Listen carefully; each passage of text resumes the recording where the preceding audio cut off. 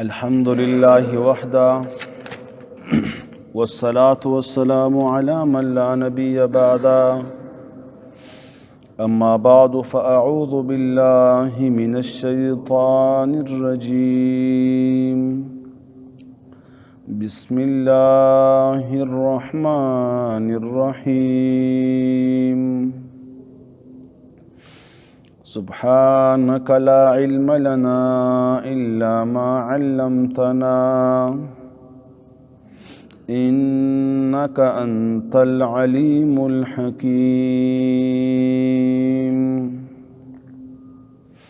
رب اشرح لي صدري ويسر لي أمري واحلل عقدة من لساني يفقه قولي يا أيها الذين آمنوا إذا تداينتم بدين إلى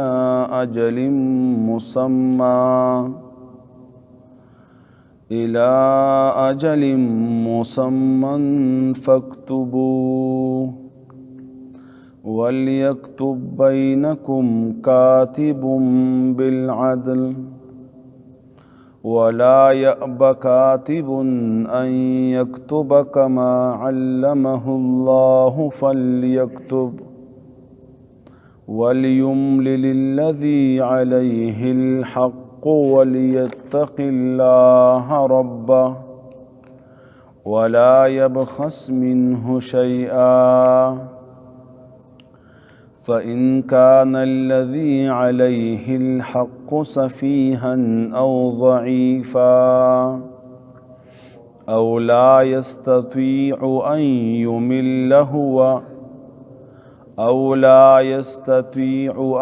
يمل هو فليملل وليه بالعدل. پمخ کے آیاتونو کی د سود احکامات داغی قباحت او داغی بدی بیانېدله. اصلاً په دی اخیری باب د دې صورت کې درې اهمې مسلې بیانېدې چې لومبۍ مسله د انفاق او صدقې وه چې دا یو قسم احسان دی او دا تقاضا د اخوت او ورورولۍ ده. دویم د سود حرمت بیان شو او سود په اصل کې معاشرې سره ظلم دی او دې ته اجتماعي ظلم ویلی شي او دا عظیم جرم او عظیمه ګناه ده. اوس په دې آیات کې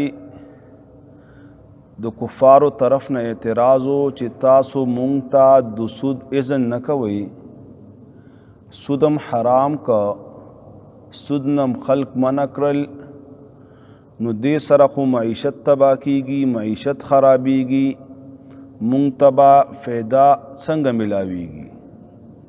نو دې آیات کریمه کې رب العالمین فرمایي چې تاسو تجارتونه وکئ، خپل مالونه په مضاربت کې استعمال کړئ، شراکت وکئ، تجارت وکئ. دې کې به تاسو ته رب العالمین خیر او برکت واچوي او دې کې به تاسو ته ډېرې فایدې میلاو شي. لیکن سود مه کوئ.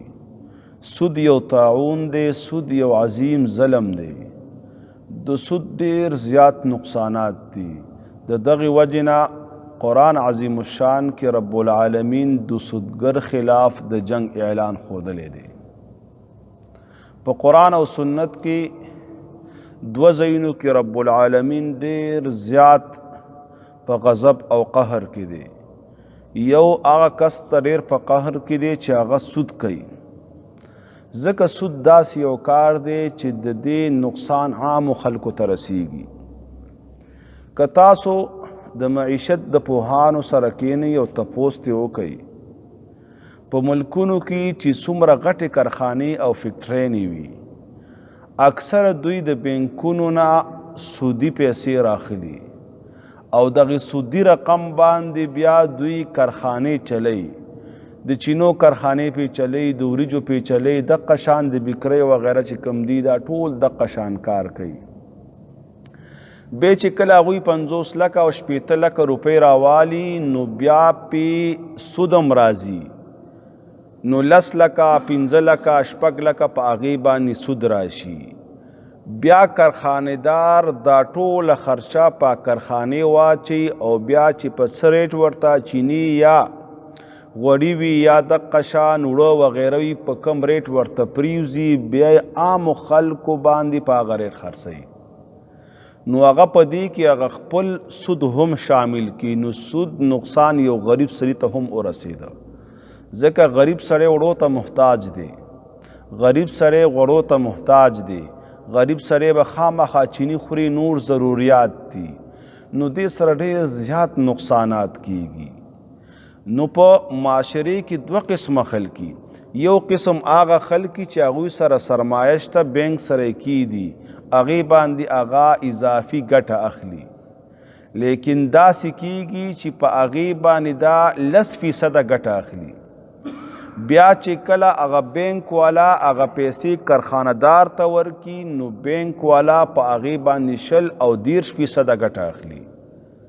نو 10 دته ورکي، 30 د هغه نه والي، 20 ورته خپله پاتې شي او د دغه 30 وارو بوج بیا په عامو خلکو باندې راشي، غریبو خلکو باندې راشي. نو د دغه وجې نه دا عظیم جرم دی او عظیم ظلم دی او قرآن کې د جنگ اعلان شوی د هغه خلاف څوک چې سود کوي او د سود نه منع کیږي نه. دویم د جنگ اعلان په حدیث مبارکه کې شوی دی چې حدیث قدسی دی. نبی پاک علیه السلام فرمایي من عاد لی ولیا، څوک چې زما دوستانو اولیاءو سره دشمنی کوي، هغوی ته ضرر او نقصان او تکلیف رسوي، نو د سرم زما د جنگ اعلان دی. دا مؤمنان او نیکان خلق، مدارس او جماعتونه آبادون کی خلق، علماء دا ټول د الله نیکان اولیاء دي او بعض ظالمانو دغه شان خلقو پسې راخستی دا او دغه شان خلق تنګي. نو نبی پاک علیه السلام حدیث مبارکه دی او حدیث قدسی دی. حدیث قدسی هغه حدیث ته وایي چې هغه وینا د رب العالمین وي، لیکن الفاظ د نبی پاک علیه السلام وي. لہذا د مؤمن تنګول، مومن ته تکلیف رسول او مومن ته نقصان رسول، دی باندې رب العالمین ډیر زیات په قهر کیږي او ډیر غضب هغه انسان ته راځي. یو بل روایت دی نبی پاک علیه السلام فرمایلی دي، د سود باره کې څه روایتونه مونږ او فرمایل. نبی پاک علیه السلام یو حدیث مونږ دا ویلی چې د سود او یا دروازې دي او یا پوړی دي او د ټولو نه اسانه پوړی په سود کې دا ده چې یو انسان د خپل مور سره نعوذ بالله من ذلک بدکاری او زنا وکړي. دا پکې د ټولو نه لویه، ټولو نه وړه ده، دا لوی به پکې بیا څه وي.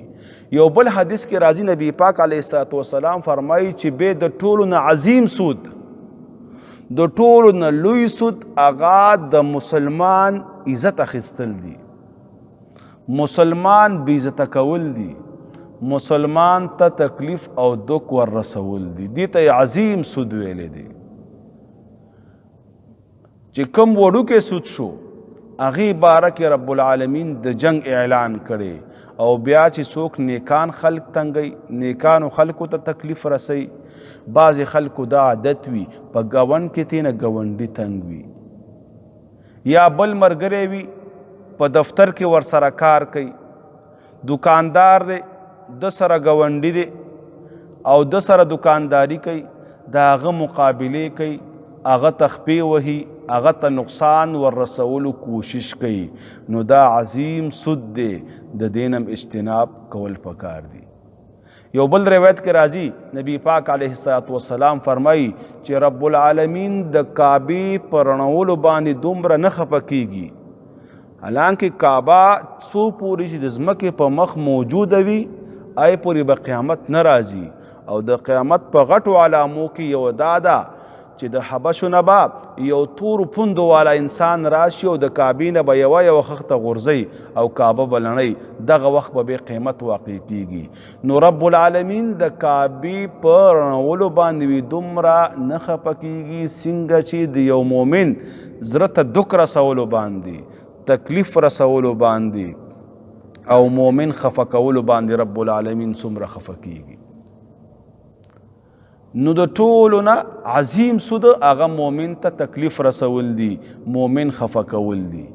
نو دغه شان د دوو کسانو باره کې رب العالمین د جنگ اعلان کړی دی، یو د سودګر خلاف او بل د هغه انسان خلاف چې کوم نیکان خلق تنګي، اولیاء الله او د الله دوستان تنګي. لیکن د الله دوستان پیژندل پکار دي. بعضی جعلی پیران وي او ځان نه جعلی ملیان جوړ کړي، پټکې وغیرہ په سر کړي او ظاهری حلیا هغه برابر کړي، لیکن په باطن کې نه ولی او نه د علم والی او نه نیک سړی. د هغه معاملات ټول برباد وي، د هغه منځونه په جمع سره نه وي او بعض اوقاتو کې د هغه ګیرم د شریعت خلاف وي او بعض اوقاتو کې هغه چرس او بنګ وغیرہ هم سکي. نو دا د الله اولیاء نه دي.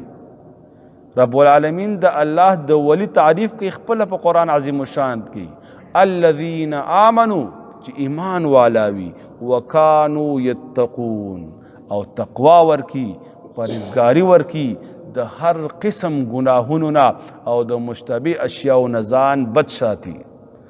ځکه تقوا تعریف مونږ کړو، عمر فاروق رضی الله تعالی عنہ د تقوا په تعریف کې فرمایل چې تقوا څه ته ویلی شي؟ وی تقوا دې ته ویلی شي چې یوه نری لار وي او دواړو طرف ته غنی وي، ازغیداري ونی وي او ته خپل جامه و لباس راغون کی او په احتیاط سره یو طرف تم ګوري او بل طرف تم ګوري او قدم علی چې دا غنی او دا ازغی ستا جامې خرابې نه کی، دې ته تقوا ویلی شي. نو هغه ولی د الله دی چې هغه مکمل احکامات الهی په خپله زندګۍ کې راولي. اوس په دې آیات کریمه کې رب العالمین د معاملاتو طرف ته ترغیب ورکړی دی چې سود پرېږدئ، سود کې نقصان دی، سود یو ظلم دی، راشئ تجارت وکئ او تجارت عدل دی او په تجارت باندې انسانی زندگی موقوفه ده. او بعض علما وی چې دا تجارت کولم عین عبادت دی او بعض وی چې دا د معاملاتو نه دی او چې کله یو انسان په معاملاتو کې صدق کوي او دقه شان د امانت خیال ساتي، دقه شان غش ملاوت او دوکه پکې نه کوي او احسان کوي نور مؤمنانو سره، نو د دقه شان تاجرانو حشر به د انبیاو سره کیږي، د صدیقینو سره به کیږي او د شهداو سره به کیږي. تجارت ډیر فضائل په قرآن او سنت کې راغلی دي، لیکن هغه تاجر چې احسان والا تاجر وي، هغه تاجر چې په معاملاتو کې درستګي کوي، هغه تاجر چې مکس او ملاوت نه کوي، هغه تاجر چې دوکې په ذهن کې نه وي. لکه څرنګه به د صحابو زندگی وه، د صحابو به چې کله دکانداری کوله، کار روزگار به کاو، نو خرڅونکي به په زړه کې دا خبره وه چې زه دا شی د بل مسلمان ته ورکومه چې د ده پیښه وشي، په کم قیمت کې دته میلاو شي او د هغه خیرخواهي به مقصد وه. او ګاهکه چې کوم د اخیستلو والا به هغه به هم دا په زړه کې یو مینه وه، یو محبت او یو شوق او جذبه به وه چې زه د دنه سودا وکم چې دته نفع ورسیږي، دته خیر ورسیږي. نو دواړو ته به رب العالمین په هغې ګټه کې او هغه مبیعه کې فایده ورکړه او دواړه به په هغې باندې خوشحاله. په دې آیات کریمه کې څو احکامات بیانېږي. امام قرطبی فرمایي په احکام القرآن کې چې دا آیات او وروستو چې کوم آیات دی تقریبا 25 احکامات هغه د دې نه راویستي دي او لیکلي دي. دا آیات کریمه د الفاظو په اعتبار سره په قرآن کې د ټول نه اوږد آیات دی. یو اعظم السوره هغه مخکې تیر شو چې هغه آیت الکرسی وه، د فضیلت والا سوره. دا صورت په اعتبار د الفاظو او د حروفو سره اوږد صورت دی. آیات الدین او آیت المداینه ورته وایي. ابن عباس رضی الله تعالی عنہ حدیث مبارکه ده، هغه به فرمایل چې بیع السلام رب العالمین په قرآن کې د هغې اذن کړی دی او هغه به ثبوت د قرآن نه ورکاو او به فرمایل چې بیع السلام د دې آیات نه معلومیږي. بیع السلام دې ته ویلی شي چې یو انسان ته پیسې ورکي او مبیعات تا ته څه موده بعد کې درکړي. تا سره پیسې شته او غنم پیالی 1,000 روپۍ باندې او ته یو تاجر ته 1,000 روپۍ ورکي او ورته وی چې یو میش پس به ما ته غنم راکړي. دې باره کې فقهاو شرطونه لیکلي چې د هغې وزن به معلوم وي، د هغې کیفیت به معلوم وي، موده به یې معلوم وي او د دې آیات کریمه نه د هغې جواز ثابت دی. لیکن هغې سره سره به یو بل کارم کې چې یو به لیکل کې فکتبو او دویم گواهان به مقرره.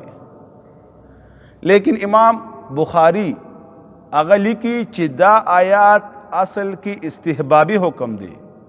که یو سره لیکل اونکی بیا هم بیع صحیح کیږي، که عام بیع کوي او که د قرض بیع کوي او که بیع السلام کوي. هغه په دلیل کې یو حدیث راخسته دی و یو بنی اسرائیلیو او هغه راغی بل ته ویلي چې ما ته 1,000 روپۍ راکا. هغه ورته ویلي چې 1,000 روپۍ خو به درکم خو ما ته کفیل راکا، ما ته څوک ذمیوار راکا. او هغه ورته ویل چې کفا بالله وکیلا، کافی دی الله وکیل او ذمیوار. وی ښه چې ذمیوار نه راکې نو ګواهان خو به مقرر کو چې دا 1,000 روپۍ دته ما ورکړي او دومره مودې دپاره مې ورکړي، یو میش یا 10 ورځې یا 20 ورځې. څو ګواه به راوغواړو. وی هغه ورته ویل چې کفا بالله شهیده، الله ګواه کافي دی. وی د انسان ورته ویلې ته ډېر یقین والا سړی ځه ما هم دا قرض تا ته درکه. نو نه یې کتابت وکړه او نه یې ګواه مقرر کړه. که چېرته کتابت فرض وي او واجب وي او یا گواهان فرض او واجب وي نو دلته به د خامخا هغه راغوښتي وو. وی هغه قرض هغه یوړ د دواړو په منځ کې وی سمندر فاصله دا په سمندر باندې خپل علاقې او خپل کلي ته اوړېده. چې کله مدعا د قرض ورکولو پوره شوه نو هغه 1,000 روپۍ راواخیستلې او د سمندر غاړې ته راغی چې ګوري په دغه وخت کې کشته یې نشته. دا ډېر زیات پریشانه شو. سوچ یې وکړه، یو اوچ لرګی یو سیټ ته پروت و، هغه یې راواخیسته او کاغذ باندې لیکل وکړله چې ما دومره قرض تا نه اخیستی په دې ټیم باندې او نن ټیم پوره دی. او کاغذ او هغه 1,000 روپۍ په هغه لرګي کې محفوظ کېښودلي او لرګی سمندر ته ور واچو. بل طرف ته هغه سړی هم راغلی و چې د چا نه یې قرض اخیستی و، هغه ته هم پته وه چې هلکه نیټه پوره شوي کیدی شي هغه زما پیسې راوړي را روانې کړي، مخې ته به وروځم چې تکلیف نشي. هغه چې وکتل څوک هم نشته. هغه پریشانه شو چې ګوره ما سره یې واده کړی و او دا دې را نغې چې ګوري اوبو کې یو لرګی را روان دی. د دا سوچ وکړه چې دا لرګی به والم او کور ته به ویسم، پیسې خو هسې میلاو نه شوي.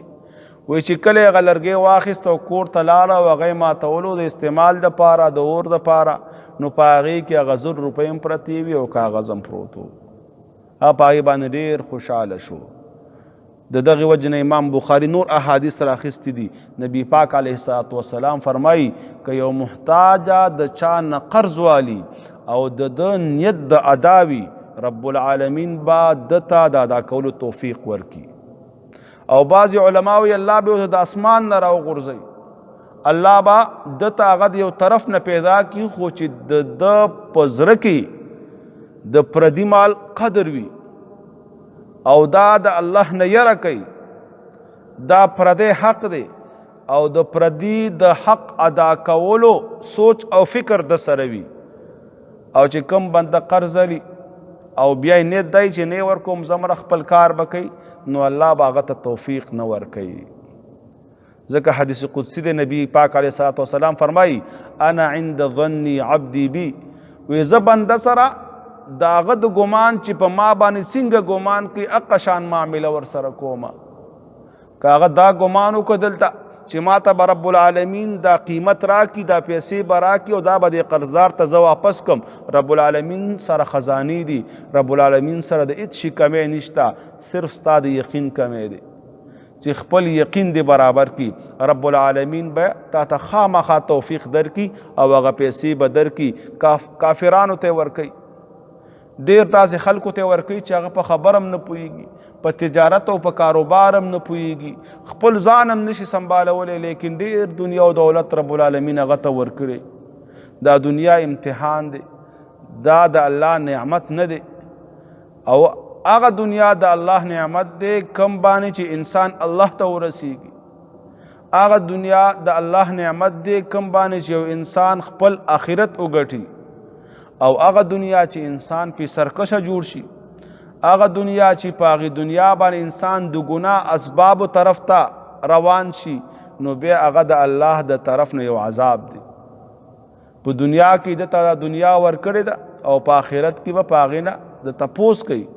ځکه هغه مشهور حدیث دی، وی د حشر په میدان کې به یو بنده د حشر د میدان نه قدم اوچت نه کیږي څو تپوسونه ترې نه شوي.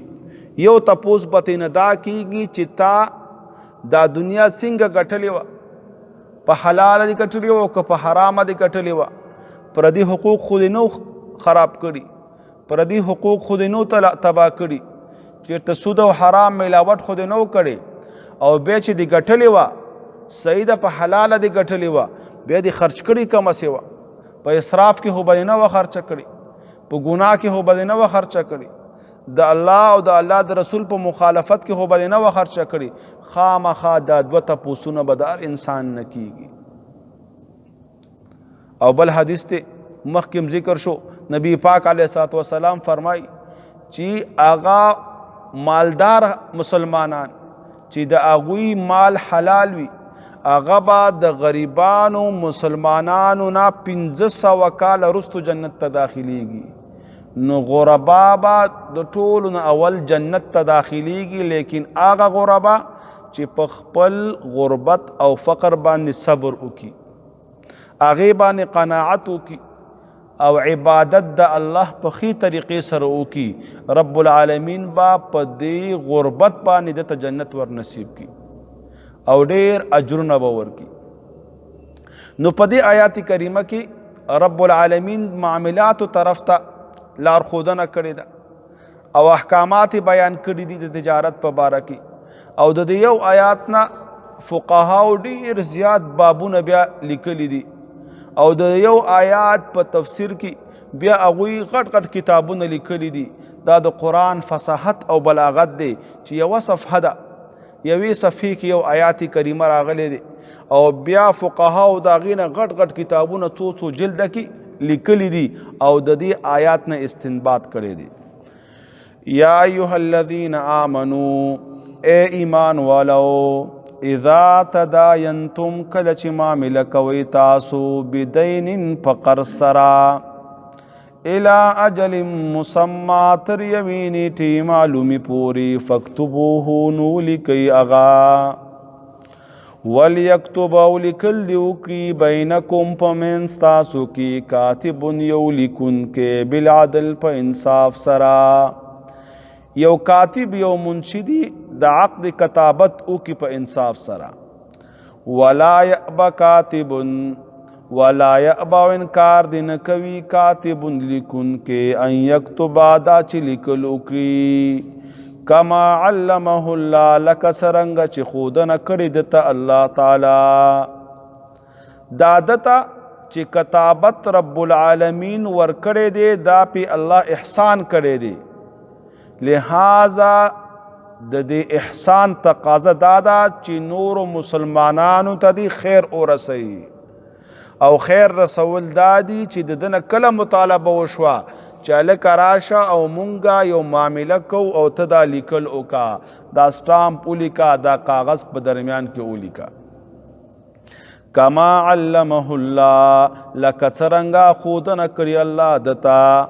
د دغې وجې نه فقها فرمایي چې دا کتابت او لیکلو علم چې کوم دی دا د علوم شرعیو نه دی او دا یو ضروري علم دی، او بعض علما وایي چې دا فرض کفایي دی. که په یو علاقه کې ټول خلق لیکل نشي کولی نو دا ټول خلق ګناهګار دي. ځکه دې ته ضرورت راځي، په معاملاتو کې ضرورت راځي او په ډیرو اشیاو کې ضرورت راځي. او چې کله کتابت او لیکل یو انسان کړي وي نو په دې سره بیا لانجې او په دې سره بیا جګړې او نزاع ختمیږي. وَلْيُمْلِلِ الَّذِي عَلَيْهِ الْحَقَّ، وَلْيُمْلِلِ الَّذِي او بیان دیو کی الَّذِي اغا کسا، املا دیو وی بیان دیو کی چې کومه معامله کیږي دواره د کینی او بیان د کاتب ته وکي او هغه د لیکلو کی. وَلْيُمْلِلِ الَّذِي او بیان دیو کی الَّذِي اغا کس علیه چې هغه کس باندې الحق حق دی، چې هغه باندې قرض دی، هغه د پخپله لیکلو د پاره بیان وکي. وَلْيَتَّقِ اللَّهَ او يردیو کی د الله نا ربه چې هغه رب د دی. ولا يبخس منه شيئا او ندی کموي د هغې نه هېڅ شی. ځکه که هغه دواړه په لیکلو نه پوهېږي نو دا به دا ظلم نه کوي چې یو شی د خپل ځان نه زیات کی یا یو شی د خپل ځان نه کم کی، بلکې هغه بیان چې هغه یې کوي حق دی دا ولیکي. ولا يبخس منه شيئا او ندی کموي د هغې نه هېڅ شی.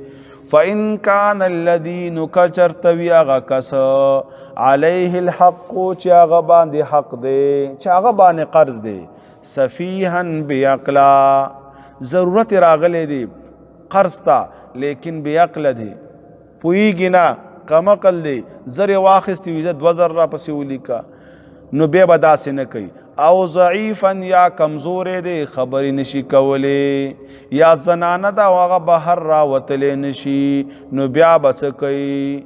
او لا یستطیع او یا طاقت نه لري د بیان کولو، قمقل دی، بی وقوف دی، یا ضعیف دی او کمزورې دی، یا طاقت ورکی نشتا د بهر ته راوتلو زنانه ده، یا خبرې نشي کولی، یا بل څه نقصان دی پکې نو بیا دې څه وکړي. ان یمل هو فلیملل ولیه بالعدل.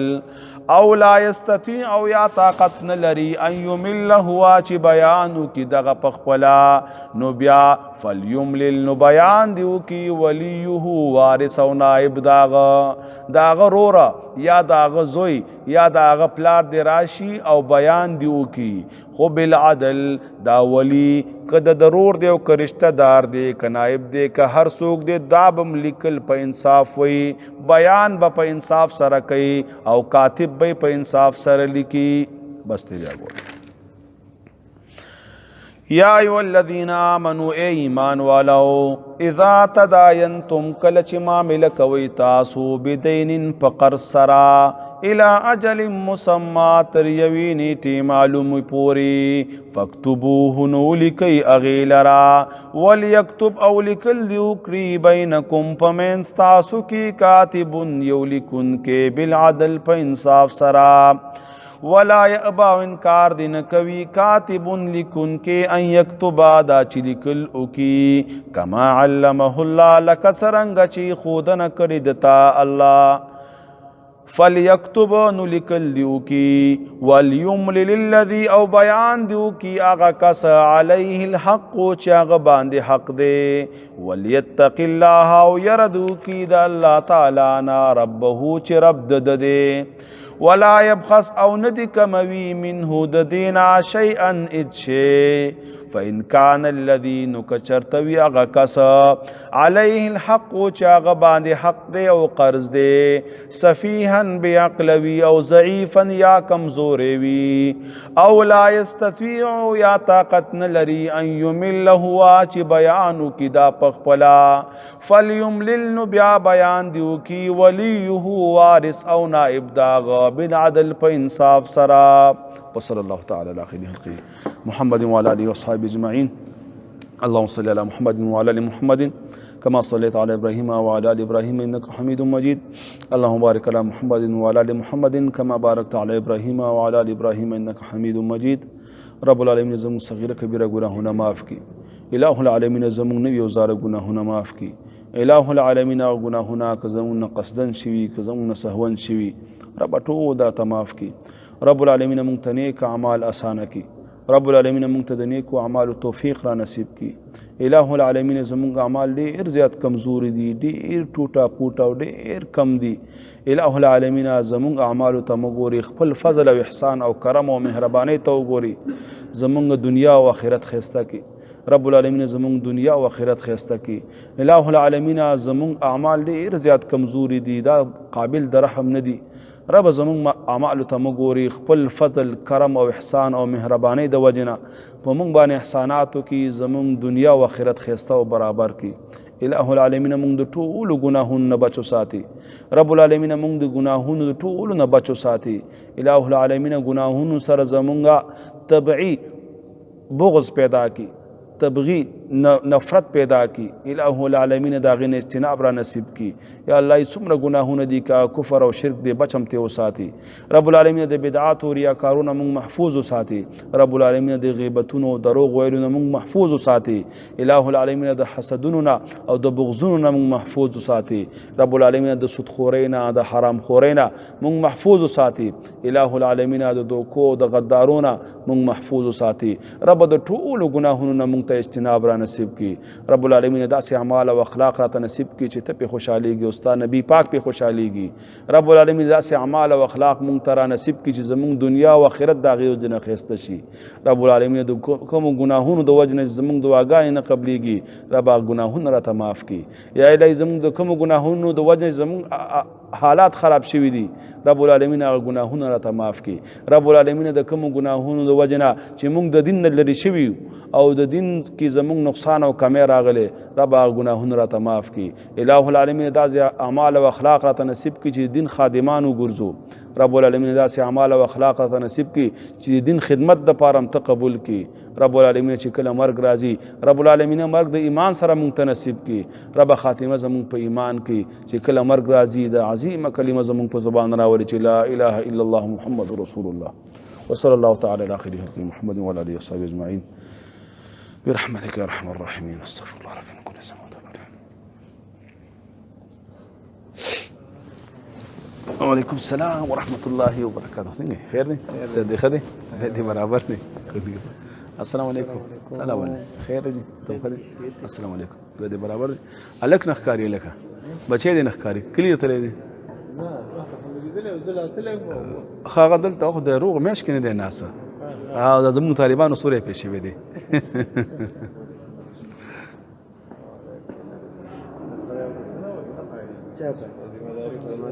والا رښتیا هم د ده زمینداري دا خپله نیک سړی دی. دا ډېر چې نیک شي که نه بیا هم درنه چا حیا نه کېږي. دا ډېر نیک تقوادر سړی چا ته څه نه وایي. نه مونږ ما خو ډېر هلکانو ته ډېر ځلې ها د دغه بچي ته هم لږ دعوت ورکوه که نه.